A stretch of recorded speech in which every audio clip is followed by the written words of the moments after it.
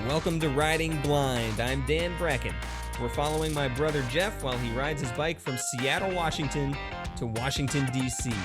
3,500 miles. That's impressive in its own right, but Jeff can neither see nor hear. Today's episode, we'll get to know Jeff a little bit, hear about his journey. We'll learn a little bit about Usher syndrome and about where Jeff is traveling to next.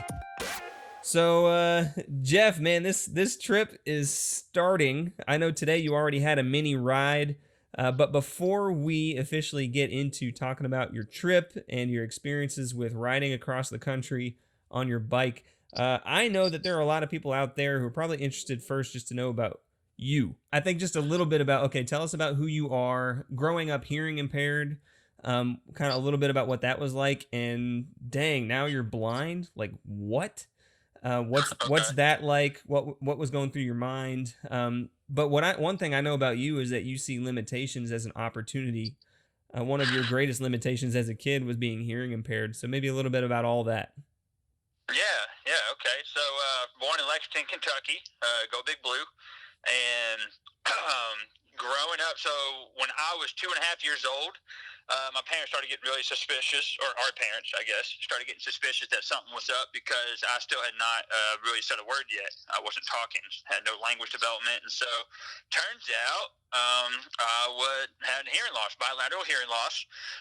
So I immediately got fitted with hearing aids, and they said I would probably have a ways to go, like academically, because of my lack of language development.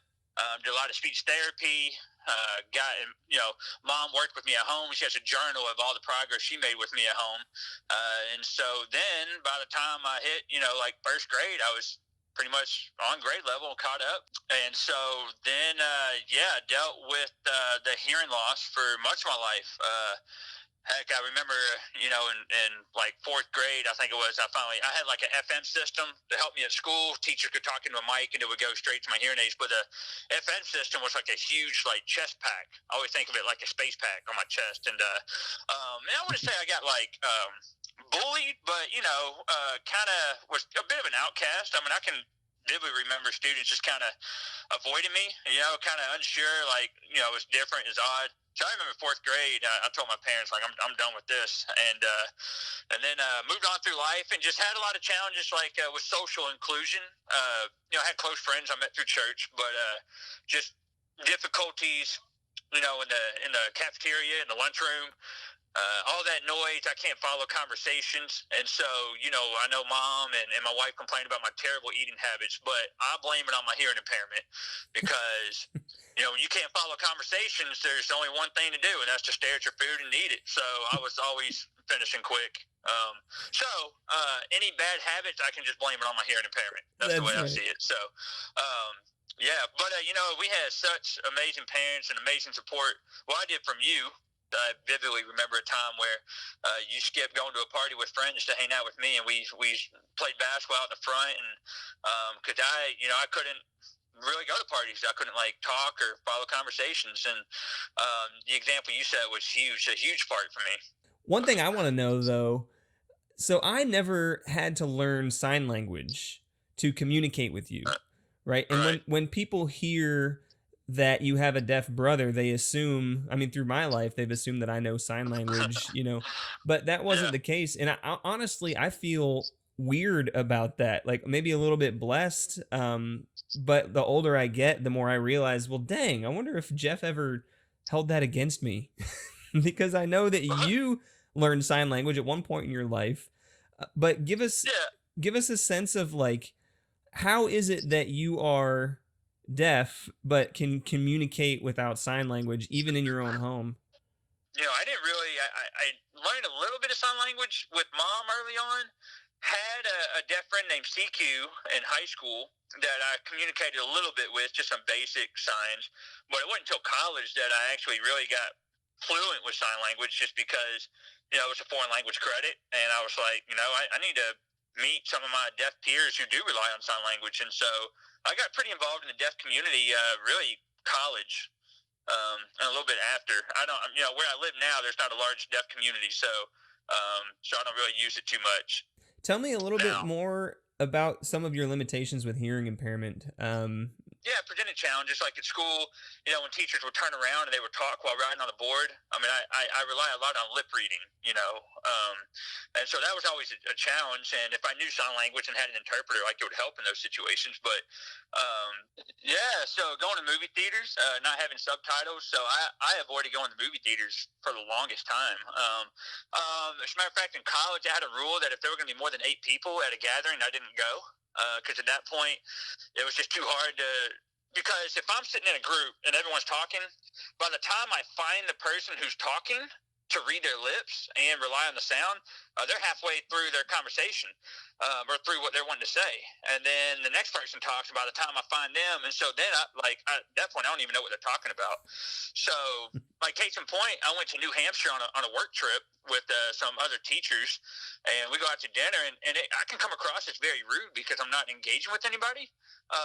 So it can kind of come across as being rude, but really it's just I can't participate in the conversation. So I tend to just sit at the end of the table, and so that can be very frustrating. So a lot of times in college, if there were more than 8, I usually just didn't go. I remember the biggest buzzkill for me was having to explain inside jokes to you. Yeah. Because then it's not funny anymore. It's so true. And you know how many times, like, someone will say a joke and I didn't hear it, and I'll ask them to repeat it, and they're like, well, it's kind of lost its effect, And so then I was like, one of the pet peeves where if I ask someone to repeat themselves, and if they need to repeat themselves after 2 times, they're just like, oh, don't worry about it. And that just, gosh, that just gets under my skin so much, Yeah. And because it's like a reminder that, I can't hear like you. I'm not normal. I have this disability, and instead of just working with me, it's just easier for them to say, well, it doesn't matter. And, that always bothered me. Yeah. Now, I know it can work to your advantage, too, though. Like, I love watching you play baseball because you were a really great pitcher in high school, but I think it's because you had the unique ability to turn off your hearing aids when you were being heckled so you could just zero in and focus. There was one game when I was pitching for Dunbar. We were playing Lafayette, and several of those guys in Lafayette I had played with before on a travel team. And, they were heckling me from the dugout, and I remember I just stepped off the mound and looked right at them and turned off my hearing aids and, made sure they knew what I was doing. And then just complete focus, Or shooting free throws in basketball, just turn the hearing aids off and just tune everybody out. So, okay. So you've been living in this disability of hearing impairment for most of your life, and then you go off to college, and what happens? Really, let's fast forward to 24, when I was 24 years old. I'm 33 now.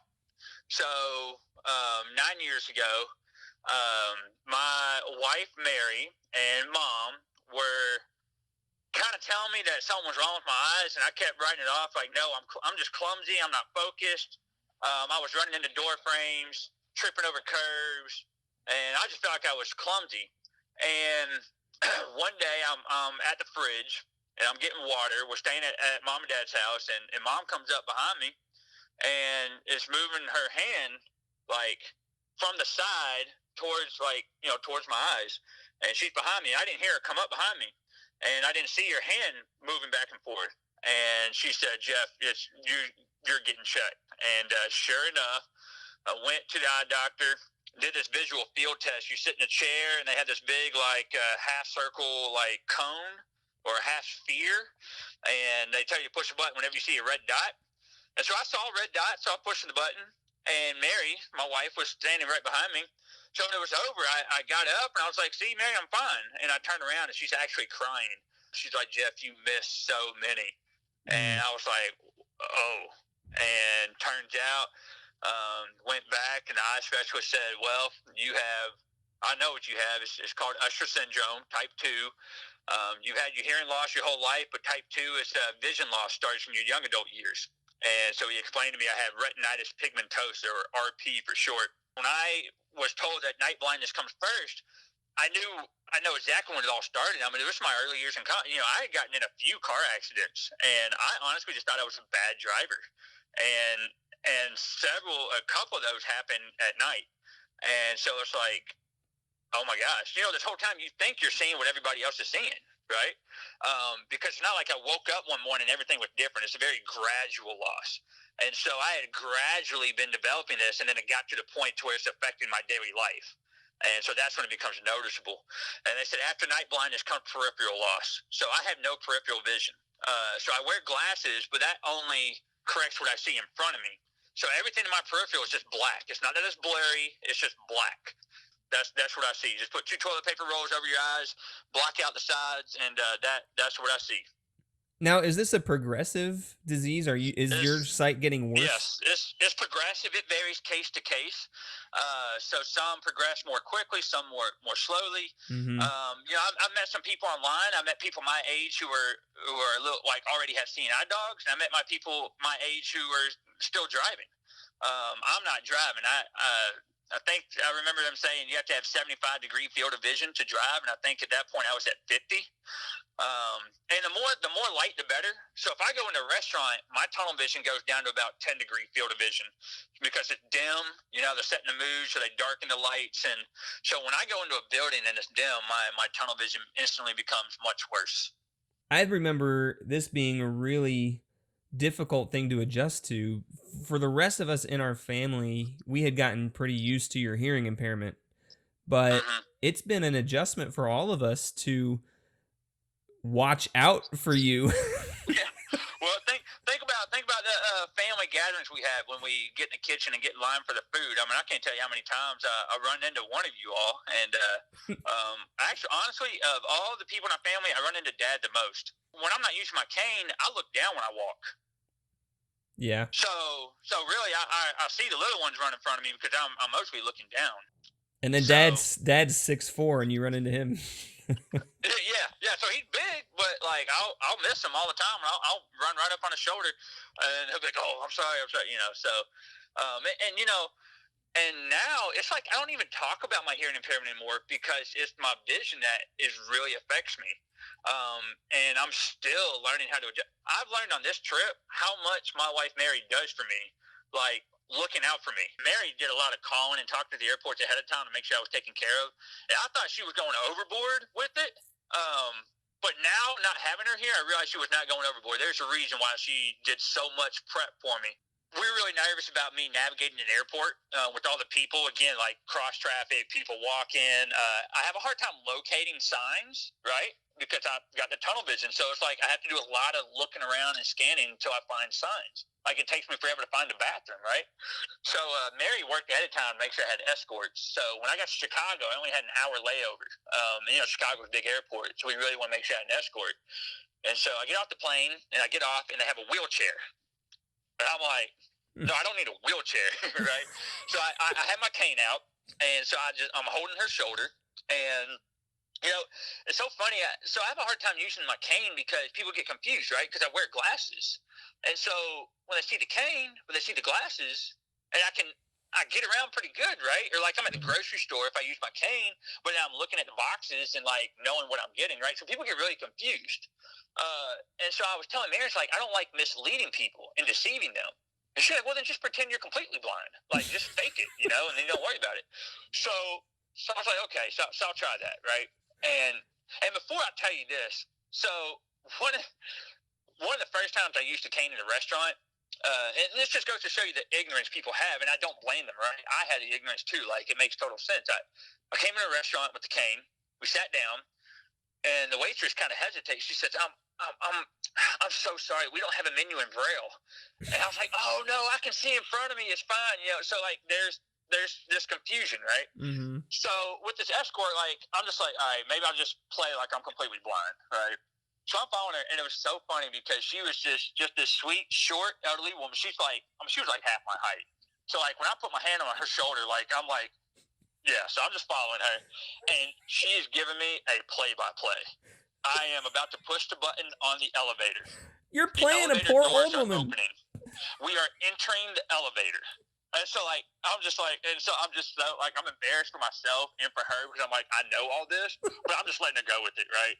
Because, like, at this point, it's like, we've already walked halfway down the airport. Like, there's no sense in me telling her now, like, well, I can actually see that, you know. So I just went with it. You know what I mean? Like, I was like, all right, I'll just let her think she's leading a completely deaf, or blind guy, and just like, yeah. So it was just like, it's just funny. On the inside, I'm just laughing, right? Because I run into those moments, like, when do I really sit there and explain and help them understand versus just go along with it? And I find myself in those situations quite a bit. So yeah, but I made it. Dude, you totally duped a sweet old lady. I did. Is that bad? My first night here, we shuttle van took us to Subway, and they had a little high chair like for babies in a hallway going to the bathroom. And so I was walking back to the bathroom and didn't see it and tripped right over it, knocked it down, tripped over it. So like today, we're at the YMCA to do our showers, and they have a half door, like a half tall door, glass door. It's two doors that swing open to go from the lobby to the showers. Well, I did not see that at all, and I bailed right over them. I have a cane, but I don't always need it, and so it's sometimes you get in a habit of just having it on me. But because I don't always need it and always use it, it's kind of a hassle to lug it around. But then I find myself in a situation where, man, I really need my cane. Like, if it's really crowded because of people, like a mall, like I come across as very rude because I run into people and I've gotten looks, you know. So what I do is I find somebody, if I don't have my cane, someone in our group, and I just lock eyes on their feet and I just go whatever direction they go. So I don't even look up. I just follow right behind them and stay right on their tail and just follow their feet. So I want to ask more about your experience getting to Seattle and riding through Seattle. But first, if there's anything I know about you, Jeff, it's that when you are struck with a limitation, you tend to carry yourself as if that's an opportunity. Can you talk a little bit about what opportunity you see in riding your bike while deaf and blind all the way across the country? Like, surely the risks outweigh the reward, but maybe not. Why are you doing this? Yeah, you know, there's a passage of scripture in Corinthians that said, "My weakness has made my strength," and that is something that's always resonated with me. You know, not only opportunities to, well, for one, because you're forced to rely on God. You are forced to accept that I can't do everything myself, and because when we start thinking that we can do everything, you don't want to walk that road. But also opportunities to just have a drive for ambition, for overcoming challenges, for facing adversity and success. I mean, it grows me, right? It gives me new perspective, new understandings of other people, and trying to understand what they might be going through. Because one thing I learned is we all have something, right? We all have something. So in doing this ride across America, so the whole reason I got into biking was because when I had to surrender my driver's license, you know, my wife was doing everything. Having to run to the grocery store, she's having to run kids' places, she's having to run me places, she's having to do everything. And I just thought, you know, this is a small way where I can help ease, you know, take that load off her. You don't need a driver's license to ride a bike. Right, exactly. So we actually moved into a house that backs into a bike path, and that bike path goes up to the park. So when we look for a house, we looked for like a half-mile radius around this bike path, and the bike path goes up to the park. And the idea was I can help ease the load by taking the kids to the park, you know, put a trailer on the bike and ride up to the park. Well, then I learned that there's a pretty easy access to Kroger. And so then I was getting groceries in a trailer going to Kroger through the bike path to the park. And, you know, Mary does nothing but sacrifice for me. And so seeing my wife do that for me naturally makes me want to do that for her. And so it's this like cyclical, like, you know, that might be a whole nother podcast, but it strengthened our marriage, you know. And as I was riding my bike, I was like, you know, I kind of enjoy this. Like, I like this. And so it could be a new way for me to be active, a new hobby. And so what I started to do was started to experiment a little bit with road biking to see if I could do it. And so just through some adaptations and adjustments, I kind of learned how to navigate road biking. And so now I'm at a point where, you know, I'm doing this cross-country ride, for one, because I just want to accomplish it. right? It's a sense of beat for me, but also to empower other people to figure out ways to take charge of their life and to overcome adversity, overcome obstacles, and not be limited, but find new ways to adapt, not just give up, and but to push for hope. And for new adventures. And so I'm doing this to say, like, we can do this. You can do this. So, of course, naturally, you get people go, well, you can't drive. How can you bike? And so then it gets into trying to explain exactly how my eyes work and why I'm able to do biking and not. Like our first ride yesterday was from downtown Seattle to a little suburb on the outside. Now that was nerve wracking for me because those are areas I would avoid. Multiple lanes of traffic, intersections, like no peripheral vision is a nightmare there. So I really just picked somebody to follow and just did everything they did, and I made it through. But I would never choose to ride in an area like that. I would not be comfortable being a pedestrian in a heavily congested city. Yeah. Well, I'm blessed that I'm with some really experienced riders who've been riding for a while, and even they're nervous, riding through downtown. So like, if they're nervous, gosh, amplify those nerves for me. Like I was on edge. I was on edge. And there's some other challenges. There are challenges biking. But when I'm out on the open road, like backcountry roads, I mean, you can see it. Like I see in front of me fine. So when it's just that one lane, like I can anticipate what's ahead. I constantly am sweeping side to side, to know my surroundings. But there's still, like, if I go into a park that's got a lot of canopy, a lot of trees, and it's really shaded, well, my tunnel does get restricted there, right? Because you're taking away that daylight. So sometimes that's a little nerve wracking for me because I'll miss potholes and things like that. Even the other day. So I was so cautious the last 2 weeks to, like, not have anything happen to where, like, some kind of injury, right? Yeah. And because I didn't want that to ruin my bike across country. So I was so cautious. Well, the day before, I have another bike at home. I had to ship my bike ahead, but I had another bike at home.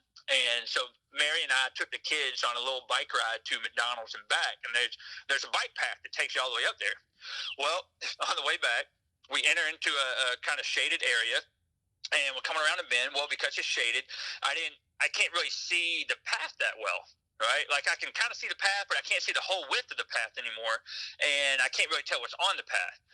Well, there was a big patch of mud, and so I'm pulling Abby in the trailer, and I come around the bend, and my tire completely wipes out in the mud, and I went flying over the handlebars, banged myself up pretty good, scraped my hands, and I get up, and Abby's actually laughing at me, and it's because my shorts had gotten pulled down and were down to my ankles, and I'm up, but I'm not even worried about my shorts. I'm banged up, and I'm making sure I'm okay. I'm looking at my hands, feeling my shoulders, and I'm just walking in circles, like just breathing hard, like, and all the while my shorts are still at my ankles. So Abby's laughing hysterically because she just sees my underwear, But it's just so funny that it happened the day before I left. But I wasn't banged up too bad. I wasn't going too fast, so I'm okay. But still, it's just like I was so cautious the last 2 weeks, and then that happened. So, there's risk. Today we rode through a lot of more what I'm used to back home, so I felt more comfortable. But then we also hit like another downtown, a small downtown. So at that point, I had to make sure I was with the group so I could follow. So like, yeah, I know when I need to adjust what I'm doing, I guess, and kind of learning as I go. You have ridden head on into somebody else before, am I right? Oh gosh, man, yes. Yes, I have. These are the kinds of things that can happen when you're out riding. Yeah, and that was so I was riding the Louisville Loop, and I was riding with someone, and I was following him, and we were going into a wooded area, kind of going downhill and around a turn. Well, he passed a biker, so I followed behind him. So it's tough when there's like hairpin turns or just like S curves, things like that are really difficult because I have no peripheral, right? So I'm not able to anticipate ahead on those kind of turns. Does that make sense? Yes. Yeah, so because I can't anticipate ahead, I tend to, end up going really slow around that. And, well, I was following him, and I couldn't anticipate a biker that was coming around the turn up the hill. And so, man, I smashed straight into him. And I was going pretty good speed downhill, he's coming uphill, and I just hit him head on, sent him into the embankment, and I knocked into the pavement, and I busted my nose open, and both my top and bottom lip busted open. So I'm bleeding all down my face, all over my shirt. And the derailleur on my bike actually broke, and so there was bent, and so I could only ride in a really low gear.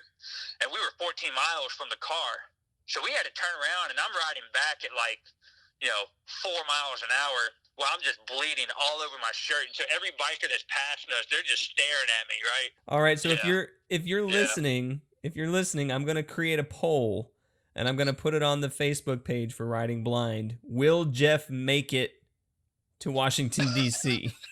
Without a wreck? Yeah. Will I make it without a wreck? I like it. I was thinking maybe will you make it at all? Oh, well, yeah. I hope so. Yeah, well, and we all do. Man, we all do. And we're trekking with you, and we are praying for you. Give us a sense of your weekly outlook. I know, so you were just in Seattle to start your trip. You've met your team. Yeah, so we went down to Space Needle to make our official start, and then rode to Renton, Washington yesterday. And then today we went from Renton, Washington north to Bothell, Washington. Today was 27 miles. That's the shortest ride of the whole summer. Because normally we don't ride on Sundays. Every Sunday from here on out is a rest day, but we got a short ride in today to get to Bothell, Washington. And then now tomorrow we'll be heading east. I think our ride is like 60-something miles tomorrow. I think from here on out there's 60 miles plus. Next time we talk, next Sunday, I mean, you'll be in a completely different place. Do you have any idea where you'll be next time we talk next Sunday? I want to say Kellogg, Idaho. Kellogg, Idaho. Yep. So we'll be through Washington. Are you afraid of getting into the mountains at all? I'm terrified. Terrified. Because you don't want to take a break on a hit like so. When I pedal, right, I have shoes that clip into the pedals. And I'm not great. I'm not the best at clipping in. Even though I've been riding for a while now, but trying to clip in on a hill is like, I'm sure the pros can do it, but I definitely can't. So when I get to the mountains, like if I'm going up, I either got to commit to making it all the way to the top, or if I end up getting off my bike, I'm going to end up having to walk or get a shuttle van because I don't know how I'm going to clip back in. So we'll see what happens. I know there's one day, I don't remember when, but there's one day where we'll do 4,500 feet of climbing that day. Wow. Yeah. Although Mom told me that that's not your biggest fear. She told me that, and I know what it is. Mm-hmm.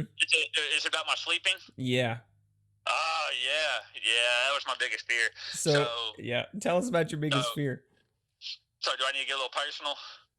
Only if you want to. I guess I got get a little personal. So I hate wearing pants when I sleep. They give me wedgies because I'm a toss and turner, and so every time I toss and turn, I have to wake up and adjust my pants. I sleep naked, butt naked, except I wear socks though. So socks and that's it. And so I have pictures with everybody else. I have pictures of this. I told Mom and Mary, I said, no, I'm not going to get good sleep because I can't sleep naked. So there you have it. That's my biggest fear. Hey, I think you've got a really great story to share, and not just to empower those with ushers, but I have a hunch that people in general will be really inspired by your ability to set your limitations, not to set them aside, but to set them before you, not as obstacles, but as opportunities. And I think you're going to empower people to feel free to live the life that they want regardless of their limitations. So Jeff, man, I love you, and have a really safe week out there on the road, and we'll talk to you again next week. All right, cool. Love you too, Dan. Thanks, man. Bye. All right, Jeff. See ya.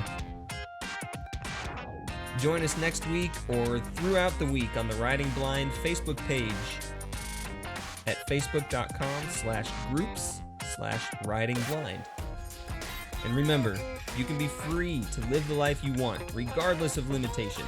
For more information on Usher syndrome, simply visit usher-syndrome.org. To learn more about Jeff's trip, visit fullercenterbikeadventure.org. Thanks to Ginghamsburg Church for loaning the gear to make this possible. We'll do this again next week. Thanks for listening to Riding Blind. I'm your host, Dan Bracken.